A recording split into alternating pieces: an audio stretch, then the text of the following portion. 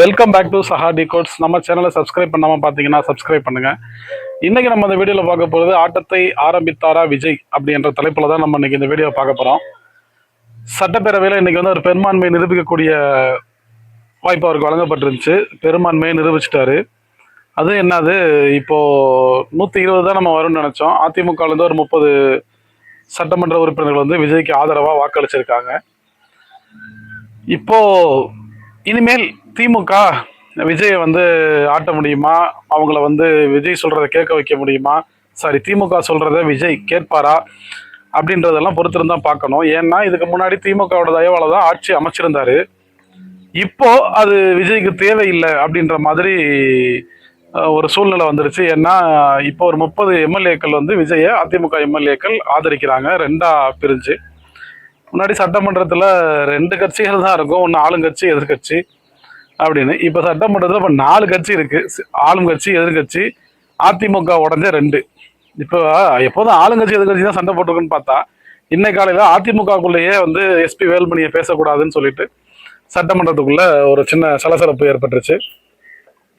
அதிமுக தலைவர் எடப்பாடி பழனிசாமிக்கு மட்டும்தான் வாய்ப்பு வழங்கணும், வேற யாருக்கும் வாய்ப்பு வழங்கக்கூடாது அப்படின்ற மாதிரி ஒரு இது போய்கிட்டு இருந்துச்சு. சரி, இப்போ மேட்ருக்கு வருவோம். இனிமேல் இப்போ விஜய்க்கு எப்போதுமே 2ல தான் கண்டோம். ஏன்னா கடைசியாக திருமாவளவன் வந்து அந்த 2 தொகுதி 2 எம்எல்ஏ வச்சுட்டு தான் ஆதரவு தெரிவிப்பாரா மாட்டாரா அப்படின்னு சொல்லிட்டு ஒரே குழப்பமா இருந்துச்சு. இப்பவுமே அந்த 2ல தான் கண்டோம். என்னன்னா இப்போ அதிமுகவுல இருந்து 32 பேர் போயிருந்தாங்க அப்படின்னா அவங்க மேல கட்சி தாவல் தடை சட்டம் பாயாது. இப்போ 30 பேர் ஆதரிச்சிருக்காங்க, 2 பேர் குறையுது. எடப்பாடி பழனிசாமி சட்டப்பூர்வமா அவங்கள வந்து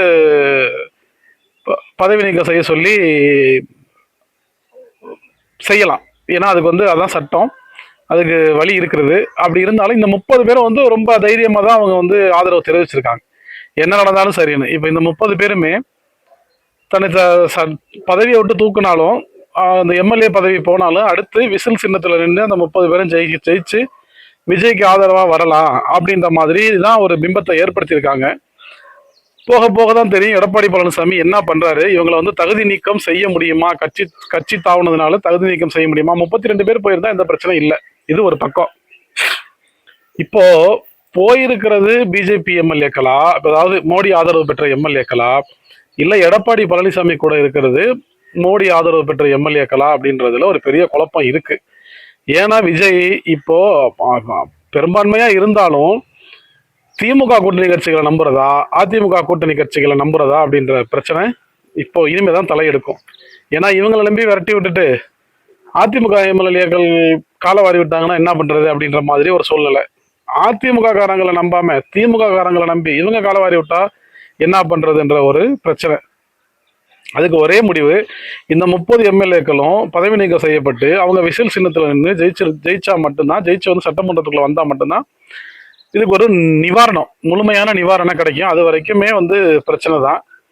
ஏன் எடப்பாடி பழனிசாமி 2 அணியா பிரிஞ்சாங்க அப்படின்னா, மோடி பெரியண்ணா வந்து விஜய்க்கு ஆதரவு தெரிவிக்க கூடாது அப்படின்னு சொல்லி எடப்பாடிக்கு சொல்லி இருக்கலாம். அதனால எடப்பாடி பழனிசாமி விஜய்க்கு ஆதரவு தெரிவிக்காம இருந்திருக்கலாம். இனிமேலும் மோடி பேச்சை கேட்க முடியாது, கேட்டு கேட்டுதான் கட்சி ஒண்ணும் இல்லாம அழிஞ்சு போச்சு. அதனால இனிமேல் நாங்க மோடி பேச்சை கேட்க விரும்பல, நாங்க தனிச்சு செயல்பட்டுக்கிறோம் அப்படின்னு சொல்லிட்டு ஒரு குரூப் வெளியே வந்திருக்கலாம். இதெல்லாமே ப்ரெடிக்ஷன் தான், இது வந்து எந்த முடிவும் கிடையாது. அதெல்லாம் போக உதயநிதி ஒரு பக்கம் விஜய் மிரட்டிக்கிட்டு இருக்காரு. புஷ்பா பட பாணியில தான் இருக்கு, நீங்க வந்து ஊழல் சக்தியும் தீய சக்தியும் எதிர்த்து தான் ஆட்சி அமைச்சிங்க, ஆனா இப்போ அந்த 2ல இருந்தா உங்களுக்கு வந்து ஆதரவு அளிக்கிறாங்க. இது என்ன மாதிரியான சக்தி? இது வந்து பொய் பித்தலாட்டம், ஓட்டு போட்ட மக்களை நீங்க ஏமாத்துற மாதிரி. 2வது வர 16ஆம் தேதி 15ஆம் தேதி மக்கள் எதிர்பார்த்துக்கிட்டு இருப்பாங்க, எப்போதும் மாசம் 1000 ரூபா அவங்க அக்கௌண்ட்ல விழுவும். இந்த தடவை தலைவர் ஜெயிச்சிருந்தாரு அப்படின்னா 2000 ரூபா விழுந்திருக்கும். அதெல்லாம் போக 8000 ரூபாய் கூப்பன் கிடைச்சிருக்கும், மக்கள் ஜாலியா இருந்திருப்பாங்க. அந்த திட்டத்தை எல்லாம் நிப்பாட்டிடாதீங்க, அந்த அட்லீஸ்ட் அந்த 1000 ரூபாயாவது போடுங்க அப்படின்னு சொல்லியிருந்தாரு. அதுக்கு விஜயுமே வந்து என்ன சொன்னாருன்னா, போன இதில் கொண்டு வந்த நலத்திட்டங்கள் எல்லாமே செயல்படுத்தப்படும் அப்படின்னு சொல்லியிருந்தாரு. ஏற்கனவே பிரச்சாரத்தில் சொல்லும்போது என்ன நல்லது செஞ்சீங்கன்னு கேட்டாரு. இப்போ எல்லா நலத்திட்டங்களும் திமுக அரசு செஞ்ச எல்லா நலத்திட்டங்களும் செயல்படுத்தப்படும் சொல்றாரு. இது எல்லாமே முன்னுக்கு போய் பலனா இருக்கு. 2வது திமுக 2021 ஆட்சி அமைச்சப்போ 0.26 ஜிடிபி வளர்ச்சியில தான் வந்து நாங்கள் வந்து எல்லாமே செயல்படுத்தணும். முதல் கையெழுத்தே மகளிர் இலவச பேருந்து 1000 ரூபா, அதெல்லாமே ஏகப்பட்ட திட்டங்கள் கொடுத்தோம். செய்யறதுக்கு மனசு தான் வேணும், அதை எப்படி செய்யணுங்கிறதுக்கான முயற்சியும் வேணும் அப்படின்னு சொல்லிக்கிட்டு இருந்தாரு. ரெண்டாவது நீங்கள் வந்து ஒரு மதசார்பற்ற ஒரு ஆட்சியை தான் நீங்கள் அமைக்கணும் அப்படின்னு சொல்லியிருந்தாங்க. அதுக்கு விஜயுமே வந்து மதசார்பற்ற ஆட்சி தான் அமைப்போம், எங்களுடைய ஆட்சி வந்து மதசார்பற்ற ஆட்சியாக தான் இருக்கும் அப்படின்னு சொல்லியிருந்தாரு. அந்த ஜோசியக்காரரை வந்து தன்னுடைய தனிச்செயலாளரை நியமிச்சதுக்கு வந்து நிறைய பேர் எதிர்ப்பு தெரிவிச்சிருந்தாங்க. அதுக்கு விஜய் வந்து அந்த சட்டமன்றத்திலேயே பதில் சொல்லணும்னு சொல்லியிருந்தாங்க. ஆனால் அது வந்து அவரை நீக்கம் பண்ணியிருக்கிறதா செய்திகள் வெளிவருது. ஏன்னா ஜோசியக்காரர் வச்சிருந்தா நீ பர்சனலாக வச்சுக்கலாம். இது வரைக்கும் யாருமே வந்து அரசு பதவியில் ஜோசியக்காரங்களை வைக்கல. விஜய் உண்மையிலேயே மதசார்பற்ற ஆட்சி தான் அமைக்கிறாரா அப்படின்றது வந்து போக போக ரொம்ப நாள்லாம் இல்லை.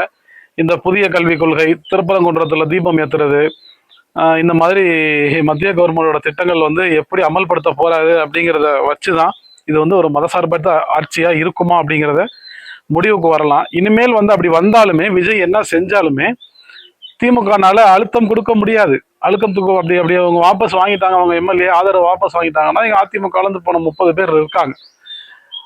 இவங்க வந்து என்ன என்ன மாதிரியான மனநிலையில் அங்கே போயிருக்காங்க?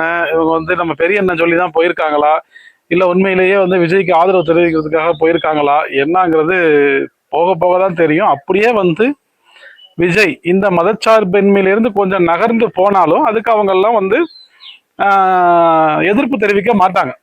அந்த அதிமுகலேருந்து போனவங்க, ஏன்னா அவங்க வந்து ஆல்ரெடி பிஜேபி கொள்கையை ஏற்றுக்கிட்டு தான் கூட்டணியில் இருந்தவங்க. அதனால பிஜேபி என்ன சொன்னாலும் அதுக்கு எதிர்ப்பு தெரிவிக்க மாட்டாங்க. திமுக மாதிரி பொறுத்திருந்து தான் பார்க்கணும். நம்ம வந்து மாற்றம் அடைஞ்சிருக்கோமா ஏமாற்றம் அடைஞ்சிருக்கிறோமா அப்படிங்கிறத பொறுத்திருந்து தான் பார்க்கணும்.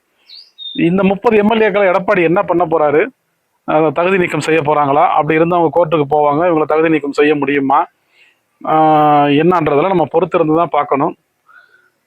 எது எப்படி இருந்தாலும் மக்களுக்கு சொன்ன நலத்திட்டங்களை விஜய் விரைவில் செய்வார் அப்படிங்கிறத வந்து நம்ம எல்லாருமே எதிர்பார்த்து காத்திருக்கோம். பார்க்கலாம். உங்களோடு ஒருவனாய் நானும் காத்திருக்கிறேன். தேங்க்ஸ் ஃபார் வாட்சிங் சஹா டிகோட்ஸ். தமிழ் வாழ்க, தமிழ்நாடு வெல்லட்டும்.